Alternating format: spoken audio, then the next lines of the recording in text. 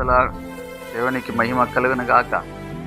ప్రియమైన వారులారా, ప్రభువైన యేసుక్రీస్తు వారు ఈ భూలోకంలో జీవించిన రోజుల్లో శిష్యులు ఆయన వద్దకు వచ్చి, ప్రభువా మాకు పరలోక ప్రార్థన నేర్పించమని యేసు ప్రభుని అడిగారు.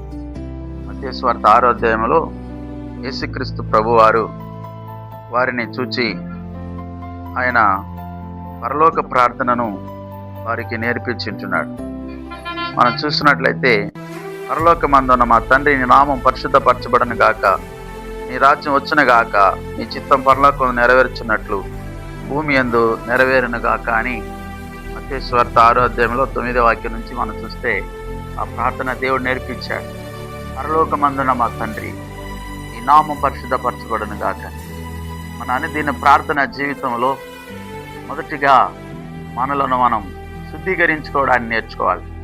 చాలా మంది ప్రారంభంలోనే ప్రార్థనలు స్టార్ట్ చేస్తూ ఉంటారు.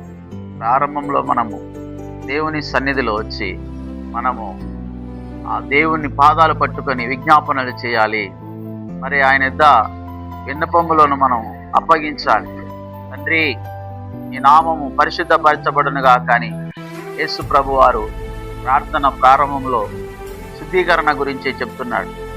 దేవుని యొక్క మహోన్నతుడు పరిశుద్ధ దేవుని ఎదుట మనం సాగిలపడి నమస్కరించి మన పాపముల నిమిత్తమై పశ్చాత్తాపడి మనము ప్రభు దగ్గర ఆయన నామాన్ని హెచ్చించి మనల్ని తగ్గించుకొని పరిశుద్ధపరచబడిన తండ్రి అని పరిశుద్ధపడిన ఆ పరిస్థితిలో ప్రార్థన చేస్తే దేవుడు మన ప్రార్థన ఆలకిస్తాడు. కాబట్టి చాలా మంది ప్రారంభంలోనే ప్రార్థనలు చేస్తారు. ప్రార్థనలో 4 భాగాలు ఉన్నాయి. మరి చూసినట్టయితే విజ్ఞాపనలు, యాచనలు, కృతజ్ఞతాస్తుతులు, ప్రార్థనలు అని ఉన్నాయి. కాబట్టి మొదటిసారిగా మనము యాచనలు చేయాలి. అంటే యాచించాలి, బతిమలుకోవాలి. శుద్ధీకరణ చేయి తండ్రి అని ప్రభుని మనం వేడుకుంటే ఖచ్చితంగా మన ప్రభు మనల్ని పరిశుద్ధపరుస్తాడు. పరిశుద్ధపరచబడిన స్థితిలో నుండి మనం చేస్తున్న విజ్ఞాపనలు, మరి ప్రార్థనలు, కృతజ్ఞతాస్తుతులను తండ్రి ఆలకించి మనల్ని ఆశీర్వదిస్తాడు. ప్రార్థన చేద్దాం.